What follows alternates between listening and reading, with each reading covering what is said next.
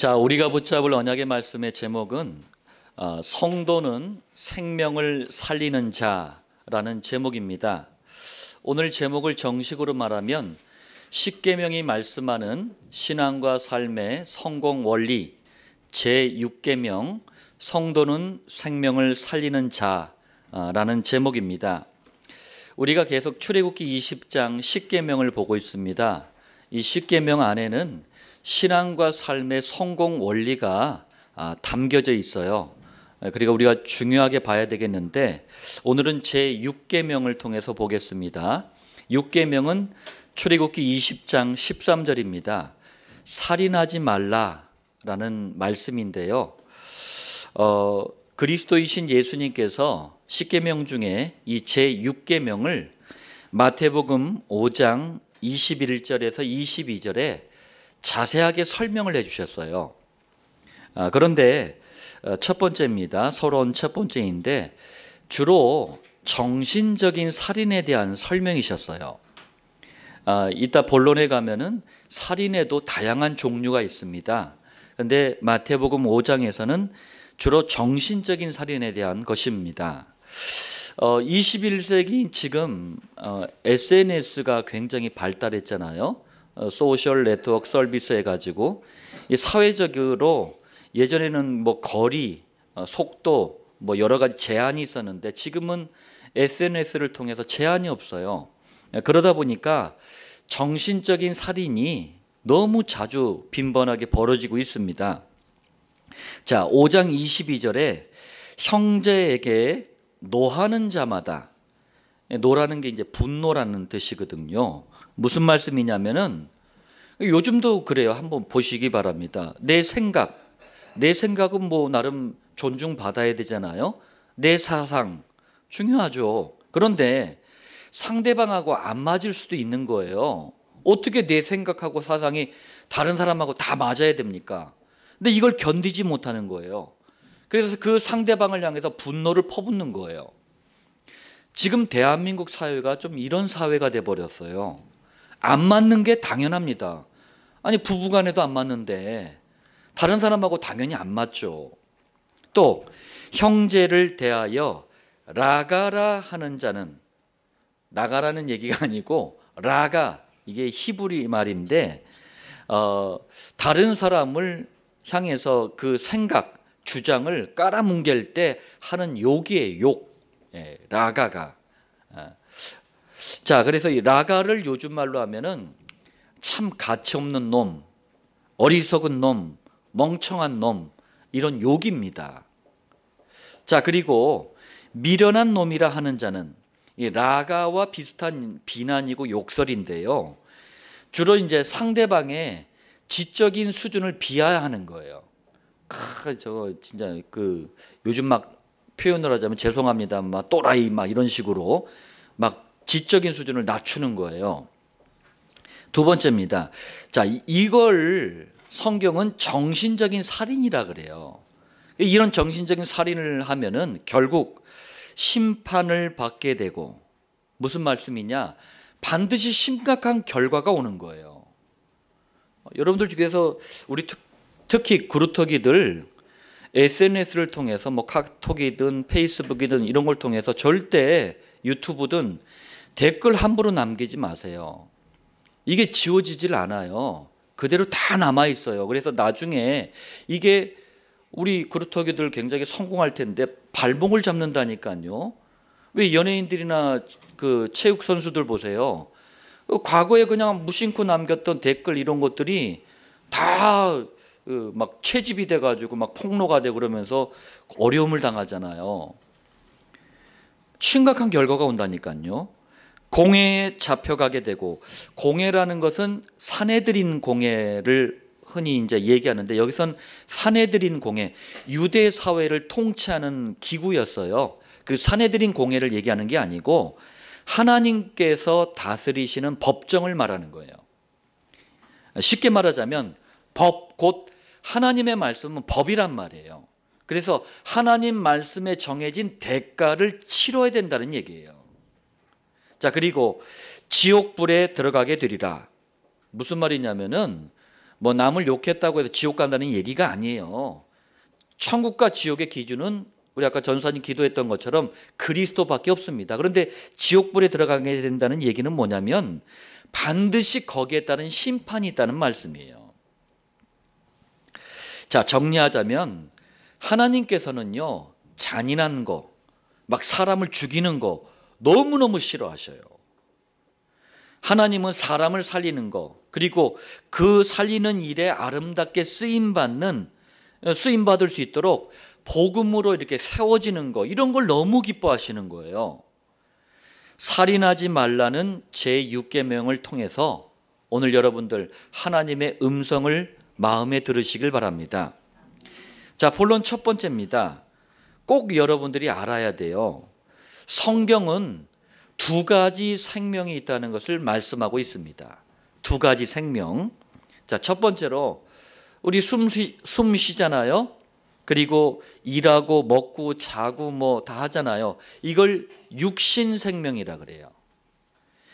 여호와께서는 인류의 조상, 인류의 대표자, 처음 사람 누구죠? 아담을 흙으로 창조하셨어요. 창세기 2장 7절에 여호와 하나님이 땅의 흙으로 사람을 지으시고, 자, 그리고 아담의 몸에서 갈빗대 하나를 취해서 최초의 여성 하와를 창조하셨습니다. 창세기 2장 22절에 여호와 하나님이 아담에게서 취하신 그 갈빗대로 여자를 만드시고, 자, 그러면은 우리 다윗은 어떻게 만들어졌을까? 흙으로? 자, 아담과 하와 이후부터는 남자와 여자의 결합에 의해서 육신, 이 몸을 가진 자녀가 태어나는 거예요. 그리고 하나님께서는 그 육신, 그 몸 안에 영을 넣어주시는 거예요. 육신 생명은 이 세상을 살아가고 있는 사람이라면 누구나 다 가지고 있는 생명입니다. 자, 그리고 이 육신 생명은 너무나 중요해요. 여러분들 몸을 절대로 함부로 다루지 마세요. 너무 중요한 거예요. 왜? 이 땅에서 육신 생명을 가지고 있는 동안만 구원의 기회가 주어져요. 육신이 죽으면, 몸이 죽으면 끝이에요. 모든 구원의 기회가 사라집니다. 그러니까 몸이 중요한 거예요. 그리고 구원의 시급성이 여기 있는 겁니다. 자, 또 중요한 이유가 뭐냐면 육신 생명을 이 건강하게 잘 유지해야지만 여러분들 7천목장, 4가지 비전, 5가지 방향, 우리에게 주신 사명이잖아요. 이 사명을 감당할 수가 있는 거예요. 저도 그랬거든요. 사명이 없었던 그 불신자 때는 흡연을 위해서 지나친 건강을 삼가합시다. 제가 그러고 다녔어요. 음주, 흡연, 가무는 우리 인생의 목적 막 이러면서 돌아다녔거든요. 365일 동안 술을 입에 대지 않는 것은 우리 몸에 대한 예의가 아니다. 제가 막 그러고 떠들고 다녔어요. 그런데 지금은 어떻습니까? 여러분들 관리하고 유지를 잘 하세요. 왜? 사명 때문에. 그래서 사명 감당 때문에 보약도 좀 드시고 필요하다면 냉수 마찰도 좀 하시고 그러시길 바랍니다. 자, 두 번째입니다. 세상의 과학이나 의학, 세상이 모르는 성경에서만 말씀하시는 생명이 있어요. 자, 이 생명은 여러 가지 이름이 있는데 하나인데 여러 가지 이름이 있어요. 이 땅에 사는 동안 반드시 얻어야 하는 새로운 생명이에요. 또 이 생명은요, 창세기 3장의 선악과 언약을 파괴하면서부터 시작된 게 있습니다. 그게 본질적인 저주예요. 여기서 빠져나오게 하는 생명입니다. 다시 말하면 원죄와 이것 때문에 오는 저주와 재앙, 여기서 영원히 해방되는 생명이에요.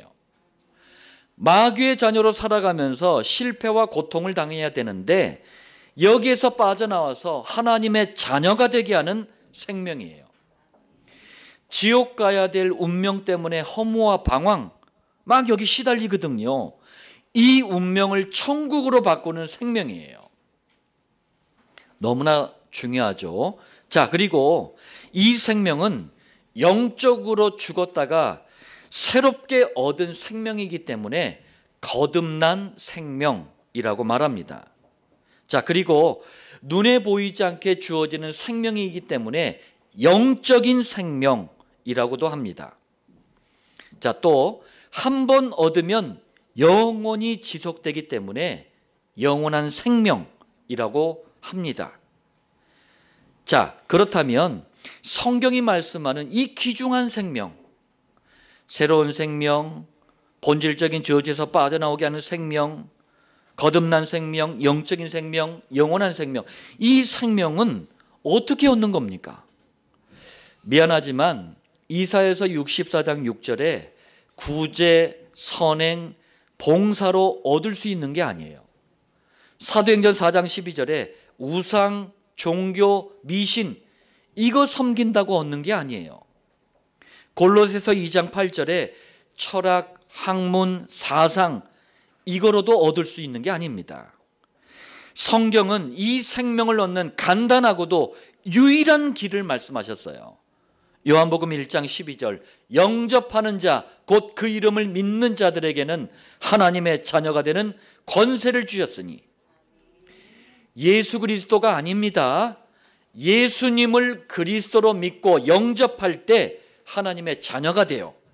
그리고 영접하는 바로 그 순간에 원죄 사단 지옥이라는 본질적인 저주를 해결하는 새롭고 거듭난 영적이며 영원한 생명이 바로 우리에게 주어지는 거예요.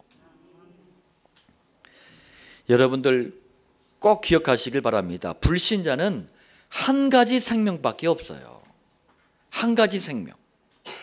그러나 구원받은 우리 성도는 이 두 가지 생명을 다 소유하고 있는 거예요. 그러므로 성도는 생명 없는 불신자를 살리는 축복이 있기를 바랍니다. 자, 본론 두 번째입니다. 오늘 제6계명이 살인하지 말라라고 말씀하셨는데 생명을 빼앗고 죽이는 살인에도요 다양한 종류가 있습니다. 아마도 성도라면 오늘 제6계명 살인하지 말라 이 말씀은 나랑 아무 상관없네 이렇게 생각할 수도 있습니다. 그잖아요. 우리 안 죽였잖아요. 다른 사람 안 죽였잖아. 아무도 안 죽인 사람 없잖아요. 그러니까 이 말씀은 나랑 아무 상관없겠다. 그런데 그렇지가 않습니다. 여러분들 우리도 살인을 한다는 사실이에요. 참 끔찍한 일인데 우리도 하더라니까. 한번 보겠습니다. 첫 번째입니다. 육신적인 살인이라고 했는데 7가지 종류가 있어요. 자, 첫 번째, 다른 사람을 총이든 칼이든 아니면 막 물리적인 힘이든 어떤 방법을 통해서든 죽이는 거, 이게 흔히 벌어지는 살인이죠. 두 번째, 한국과 전 세계적으로 심각한 살인이 있어요. 아니, 내 목숨 내가 끊는다는데 어쩌란 말이냐.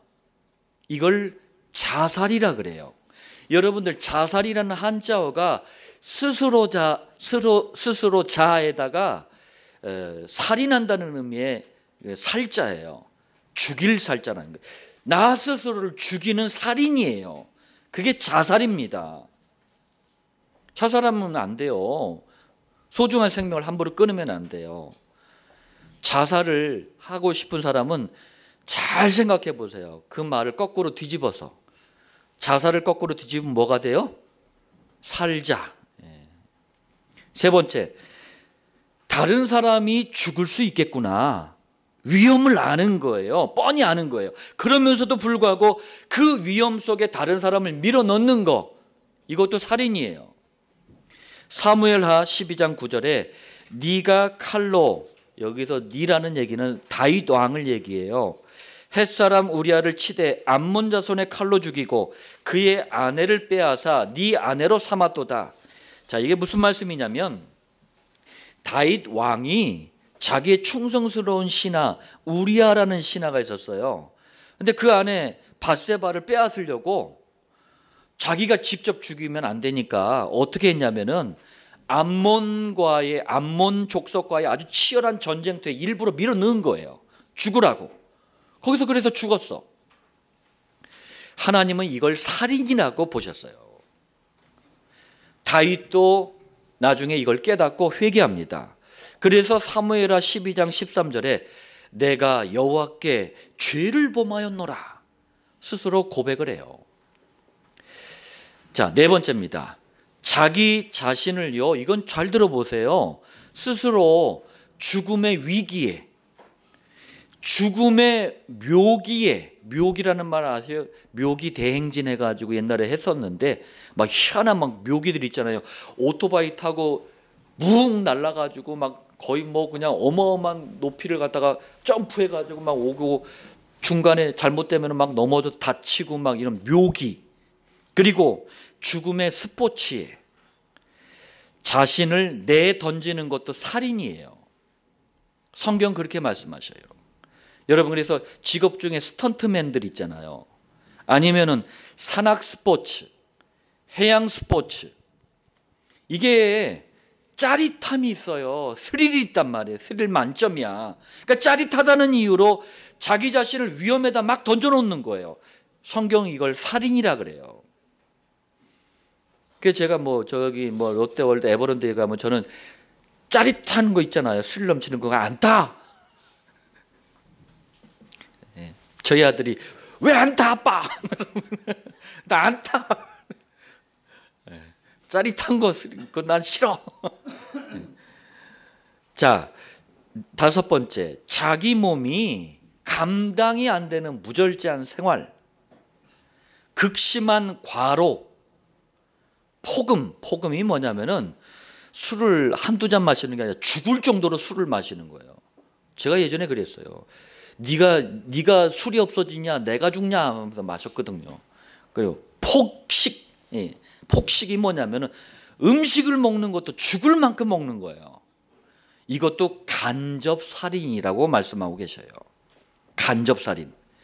옛날에는 배고파서 배고파 죽겠다 그랬거든요. 요즘은 어떻게 해요? 배불러 죽겠대.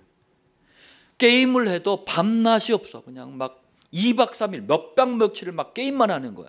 그래가지고 너무 피곤해가지고 스스로 그냥 죽어. 이게 간접살인이에요. 내 몸이라고 생각하지 마세요. 하나님이 주시는 기회예요. 기회. 사명 감당할 기회예요. 내 몸은. 여섯 번째, 다른 사람이 안전하도록 조치를 취해놓지 않아서 다른 사람을 죽게 했어. 살인이에요. 예를 들면은 웅덩이를 깊게 파놨어요. 뭐 필요해서 뭘 하려고 파놨는데 표시를 해놔야 되잖아요. 표시를 안 해놨어. 그래가지고 다른 사람이 빠져가지고 죽었어. 간접 살인입니다. 한국도 수년 전서부터, 제가 필 때는 그런 게 없었는데 수년 전서부터 이 담배에다가 그냥 막 끔찍한 막 사진 같은 거 이렇게 해놓잖아요. 예. 제가 필 때만 해도 뭐 건강에 해로우니 뭐 적당히 피워라 뭐 그렇게 했는데 요즘 막 그러더라고요. 근데 미국은 우리보다 훨씬 오래전부터 술이나 담배예요, 건강에 해롭다는 강력한 문구가 있었어요. 자, 그런데도 암에 걸린 사람들이 이제 담배 또 주류 업체에다가 고소를 했거든요. 근데 대법원에서 이 암 걸린 사람들 손을 들어줬어요. 그래서 수천만 달러를 배상하게 했어요. 왜? 간접 살인으로 본 거예요, 그걸. 일곱 번째, 여러분들 누구나 다 실수합니다. 누구나 다 크고 작은 죄를 지어요.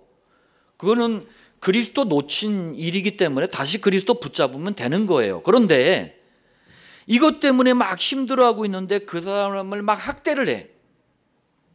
그 사람이 못 견딜 정도로 막 계속 어려움을 줘.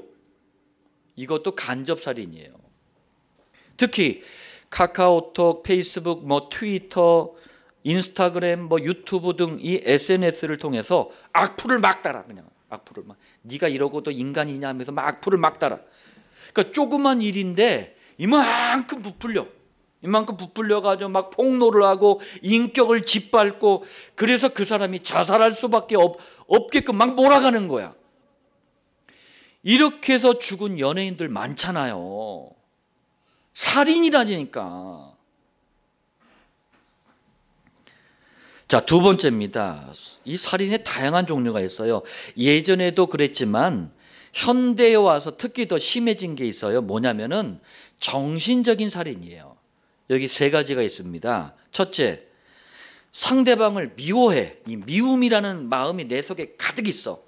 미워하는 마음이 행동으로 표현되는 게 뭐냐면 시기, 질투예요. 요한일서 3장 15절에 그 형제를 미워하는 자마다 뭐라고요? 살인하는 자니, 복음 전에서 살려야 될 전도 대상자를 미워하고 있으니 이건 복음의 사람이 아닌 거예요. 두 번째, 어떤 사람에 대해서요 막 지나치게 막 분노를 가지고 있어. 저 사람 때문에 내가 또 억울함을 당했어. 이러니까 막 뭐가 활활 타올라. 복수심이 막 복수해야지 활활 타올라. 이것도 살인입니다. 이거는요 이미 정신적인 살인을 한 상태예요. 복수심이란 자체가. 세 번째, 상대방의 인격을 막 지나치게 무시를 해. 공격을 해. 심각할 정도로. 그리고 왕따를 시켜. 왕따를 시키니까 그 왕따 당한 사람은 고독하잖아요. 외롭잖아요. 그래서 자살에 이르기까지 만들어. 이게 정신적인 살인이라니까요. 저도 불신자 때 직장 생활을 해봤습니다만 학교나 뭐 직장이나 뭐 정치판이나 심지어는 교회에도 왕따가 많다니까요. 막 두세 사람이 힘을 합해가지고 한 사람을 도마 위에다 딱 올려놓는 거야. 그래가지고 막 그냥 하는 거야. 막 이 사람이 너무 힘들 만큼 막 하는 거야. 이게 정신적인 살인이라는 사실도 모르고 하는 거예요. 교회에서도 그런다니까. 제가 전도사 때 너무나 많이 봤어요. 막 2, 3천 명 모이는 대형 교회 있는데 너무나 그런 게 많아요. 막 여전도회 뭐 남전도회 해가지고 모임 가잖아요. 막 한 사람 반 죽여놔. 그럼 막 개운한가 봐. 이 말씀을 준비하면서 저 스스로도 그랬어요. 야, 우리가 지독한 죄인이구나. 지독한 죄인. 말씀을 받는 우리도요, 우리가 얼마나 많은 살인을 하고 있는가 깨닫기를 바랍니다.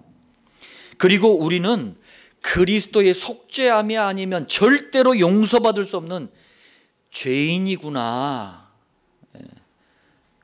그러면서 여러분들 겸손하시길 바랍니다. 자, 세 번째입니다. 영적인 살인도 있어요. 영적인 살인에는 5가지가 있습니다. 첫 번째, 우상, 종교, 미신, 잡신, 점술. 자, 이런 것들을 다른 사람에게 퍼뜨리는 것도 영적인 살인이에요. 제가요, 이제 한문교육과를 나오다 보니까 거기서 주역도 공부를 했어요. 사서삼경 중에 이제 주역이 있는데, 주역이 쉽게 얘기하면 점치는 학문이에요.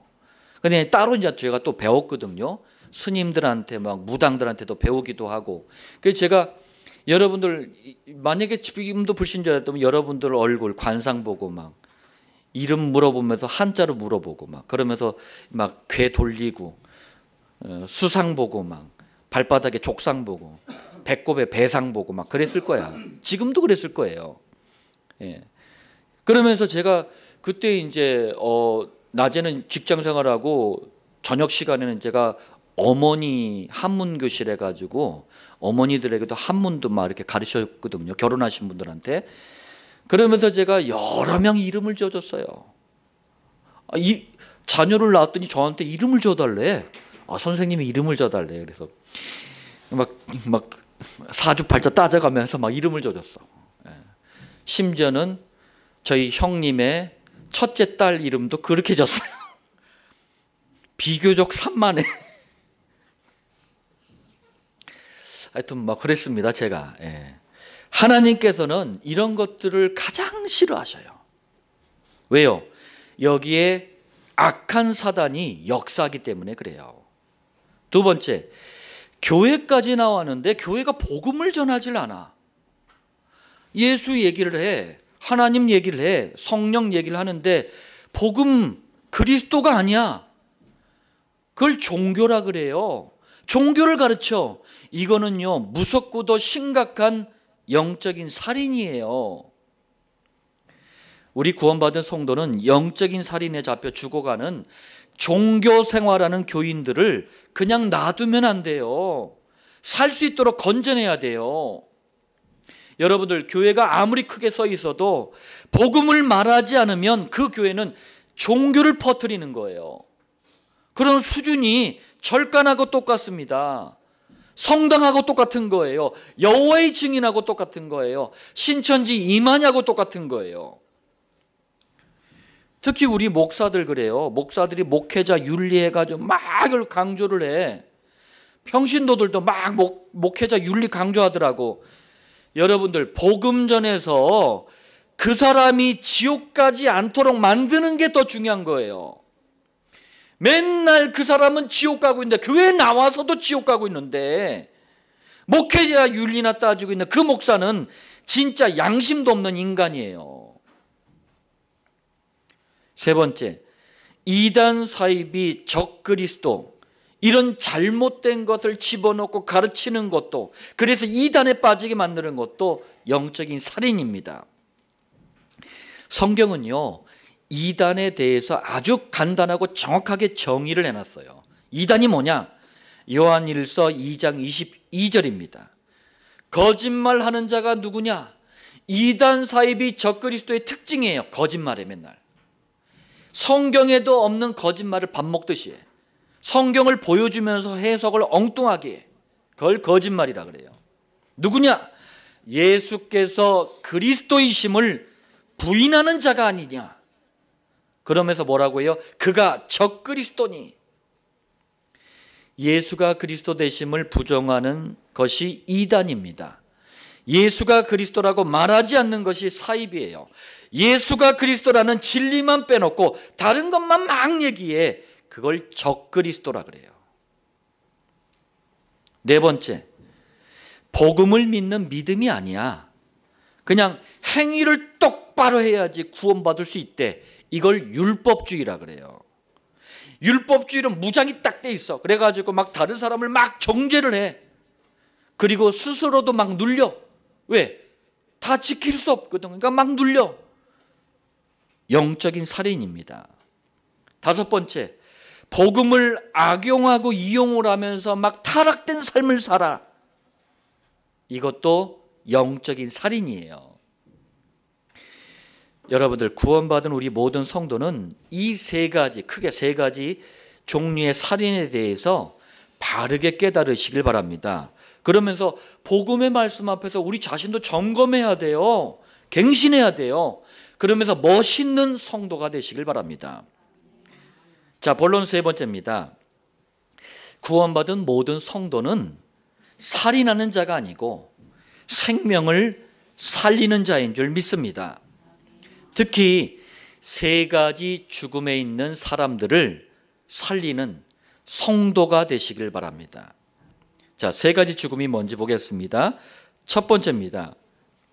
로마서 3장 23절에 모든 사람이 죄를 범하였으매, 이 말은 아담 이후로 태어나는 모든 사람을 얘기하는 거예요. 저와 여러분도 포함이 되는 겁니다. 그 다음에 죄라 그래서 이 죄는 원죄를 얘기해요. 아담이 지은 원죄가 모든 사람들에게 대물림되어 있는 거예요. 이것 때문에 하나님의 영광에 이르지 못하더니 하나님을 떠나버렸다. 하나님과 멀어졌다. 하나님을 완전히 떠나버렸다.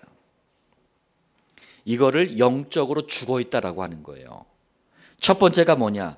영적인 죽음을 얘기하는 거예요. 성도는 이 영적인 죽음에 있는 사람들을 살리는 자예요. 자, 영적으로 죽어있다는 말이 뭡니까? 영이, 우리 속에 있는, 몸 안에 있는 영이 죽었다는 게 아니고 하나님에 대해서 깜깜한 거예요. 그래서 고사 지내고 제사 지내고 점치고 굿하고 사주팔자 보고 이사 날짜 몇 자리 마음대로 못하고 막 찾아가고 철학관 가고, 여기에는 막 신이 나. 근데 이게 하나님을 대적하는 일이라는 걸 몰라요. 여기에만 막 신이 나. 그러면서 복음, 구원, 예배, 그리스도, 여기에 깜깜해. 저는 이 나라가 참 걱정이 많이 됩니다. 왜 걱정이 되냐면 일단 교회 때문에, 또 우리 그루터기들 생각하면 솔직히 걱정이 있는 게 사실이에요. 그래서 더 우리 그루터기들이 복음으로 무장돼야 되는 거예요. 왜? 우리가 살아왔던 시대와는 다른 시대가 또 열립니다. 성경은요, 유토피아를 말하지 않아요. 파라다이스를 말하지 않아요. 성경은 지구와 온 우주가 망한다라고 말씀하셔요. 마지막 때 주님의 재림이 가까울수록 더 큰 고통이 온다라고 말씀하셔요. 그런데 대한민국 정치 현실을 보세요. 너무 엉망이야. 수십 년 전에 그 사상 논쟁을 지금까지 하고 있고, 그리고 여든 야든 똑같아요. 전부 다 전속무당 다 끌고 돌아다니고, 철학관 점쟁이들 끌고 돌아다니고, 이게 오늘날 정치 현실이에요. 그 사람들이 못 배운 사람들이냐? 아니에요. 스카이 다 출신들이야. 미국의 유수한 대학 출신들이야. 아이비리그 출신들이야. 공부 못하는 바보가 세상을 망치는 게 아니에요. 하나님 떠난 학문이, 하나님 떠난 지식이 세상을 망치는 거예요. 자, 영적으로 죽어 있다는 말이 바로 그 말이에요. 세상 지식은 환한데 하나님, 사는 지식, 하나님에 대한 지식은 캄캄한 거예요. 우리밖에 살릴 사람이 없어요. 두 번째, 창세기 3장 19절입니다. 너는 흙이니 흙으로 돌아갈 것이니라. 여러분들, 성도는 영적인 죽음 말고 이번에는 육적인 죽음이에요. 육적인 죽음이 오기 전에 빨리 구원받도록 살리는 자예요. 자, 육적인 죽음은 이 땅에서 어느 날 호흡이, 숨이 딱 멈추는 거예요. 그러면서 우리 몸과 영혼이 분리가 돼버려요. 이걸 육적인 죽음이라 그래요. 육적인 죽음은 누구도 피할 수가 없어요. 아무리 돈이 많아도 소용이 없는 날이 육적인 죽음입니다. 아무리 냉수마찰을 하고 아무리 보약을 먹어도 소용없는 날이 육적인 죽음이에요. 그날이 바로 육적인 죽음입니다. 자, 그런데 가장 큰 문제는 뭐냐면 누구나 다 죽는 건 죽는 건데 죽는 순간 구원의 기회가 영원히 사라진다는 거예요.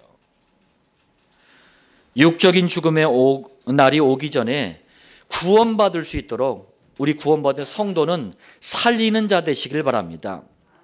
자, 세 번째입니다. 요한계시록 21장 8절이에요. 불과 유황으로 타는 못에 던져지리니 이것이 둘째 사망이라. 여러분들, 몸은 죽음과 동시에 썩어요.